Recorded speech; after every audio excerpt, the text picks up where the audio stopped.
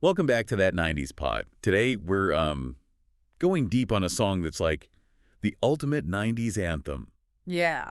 Bittersweet Symphony by the Verve. Oh, yeah. This track wasn't just some hit, it was a whole cultural moment. It really was. And if you're already getting those 90s vibes, don't forget to hit that subscribe button and share the podcast with your friends. Definitely. But first, let's set the stage. What was going on back in 97 when this song hit the airwaves? Okay, so picture this. It's 1997. Okay. Britpop is huge E. You. Bands like Oasis, Yeah. Blur, Yeah. just ruling the scene. That sharp British sound. Yeah. It was like a total cultural rebirth, celebrating like all things cool Britannia, You're really painting a picture here. Mm. And I think it's interesting how the Verve, even though they were totally part of that Britpop energy, Yeah. they also tapped into something a little deeper, something a bit more melancholy, I guess. Oh, for sure. See, beneath that super energetic Britpop surface, there was this kind of uncertainty in the air. Really? Yeah, the world was in this weird in-between place. The Cold War was over. Oh, yeah. The internet was just starting to change everything. It Yeah. was a time of excitement, but also a lot of trepidation. Yeah, I feel like you can hear that tension Yeah. in the lyrics. Oh, sure. Like those lines about chasing dreams while life is throwing curveballs at you. Right. That whole Bittersweet Symphony, this life thing, Yeah. it's so raw, so real. That's why it totally resonated, especially with young people. They were dealing with all this uncertainty, economic anxiety, societal pressures, just trying to figure out who they were in a world that was changing so fast. It's like the song captured that feeling of being caught. Exactly. Between the excitement of the future Yeah. and the weight of the past. Yeah. That's something that goes beyond just the 90s, wouldn't you say? 100%. The themes of materialism, expectations, that push and pull of life, those are universal. Yeah. It's no wonder that music video became so iconic, with Richard Ashcroft just walking down that street. Oh, yeah. Like he's in his own world. Yeah. It's a perfect visual for that internal struggle we all face. That video's amazing. Speaking of amazing, we got to talk about the music itself. Oh, yeah. That orchestral intro. So good. So epic. Was that a common thing in Britpop back then?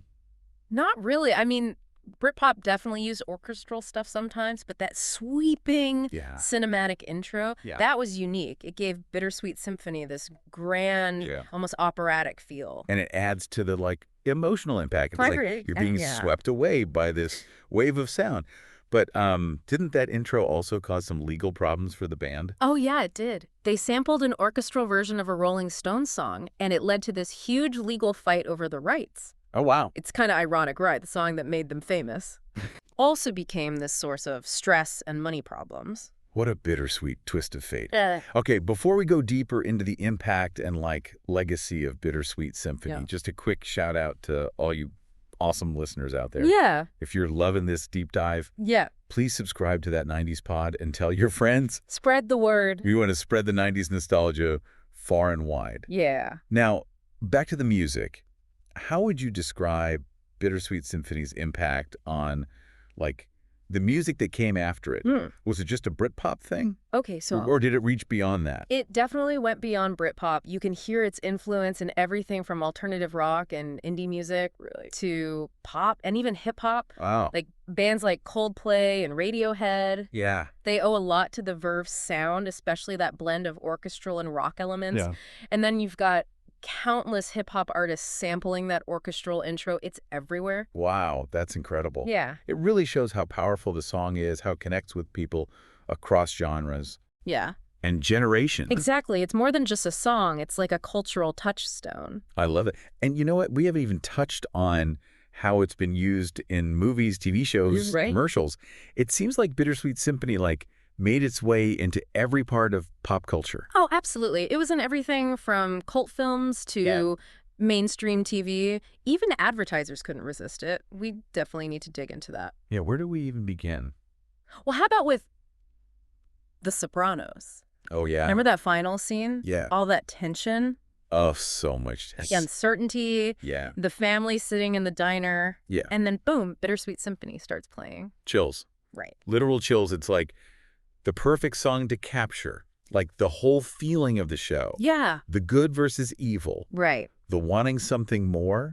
The knowing everything can change in a second. Yeah, exactly. And it's not just The Sopranos. Like, all those coming-of-age movies that used it to make those big scenes hit harder. Yeah. First love, heartbreak, rebelling against your parents. Yeah. The song became, like, the soundtrack to an entire generation's, like, emotional journey. It's like it has this way of tapping into those universal experiences, you know, those moments where you feel connected to everyone and totally alone at the same time. Yeah. And it wasn't just in like the big dramatic stuff. I remember hearing it in commercials. Right. Even video games. Like Bittersweet Symphony was everywhere. It really was. It just shows how versatile it is. Yeah. It could be nostalgic. Yeah. Create this sense of longing. Yeah. Underscore a moment of triumph or defeat, you know? Yeah. It's like a musical chameleon adapting to whatever it's used for. That's such a good way to put it. Okay, but we can't forget about the artists who've covered the song. Oh, yeah? Our research mentioned Nick McCabe.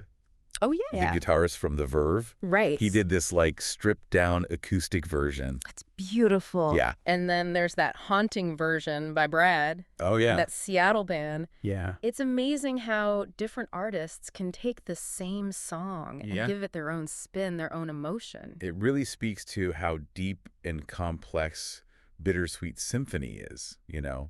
Totally. It could be interpreted in so many ways. Yeah. But it always keeps that core feeling, that bittersweet yearning. Yeah, you're absolutely right. And you know what I find fascinating? Right. It's how the song transcends time. Oh, yeah. We've talked about its impact in the 90s. Yeah. And how it's still in pop culture today. Right. But what if it came out today, in 2025? Oh, interesting. Would it still connect with people? That is a really good question. Right. I mean, the world is a completely different place now. So different. Than it was in 1997. Totally. We're dealing with new challenges. Yeah. New anxieties, new hopes. Exactly. Think about those lyrics about, like, fighting the system, feeling lost in the crowd, chasing dreams that seem impossible. Yeah. Those themes are maybe even more relevant today. Oh, for sure. With social media. Yeah. Political divides. Right. Economic uncertainty. You're so right. And what about that music video? Yeah. Richard Ashcroft walking against everyone else. Oh, yeah. It's almost like prophetic. It is. Like he's navigating the craziness of our world now. Yeah. Trying to find his own way amidst all the noise. And then there's the title, Bittersweet Symphony. Right. Doesn't that perfectly capture how things feel right now? Yeah. The good and the bad. Yeah. The hope and the despair. It's all there in those two words. I couldn't agree more. It's like the Verve bottled that feeling, that bittersweet yearning, and shared it with everyone. And it still resonates today. Yeah. But I wonder, do you think the message of hope would still be as strong? Or would it get lost in all the anxiety of the world today? That's a tough one. It is. I think it depends on who's listening, right? Their own experiences. Yeah. How they see the world.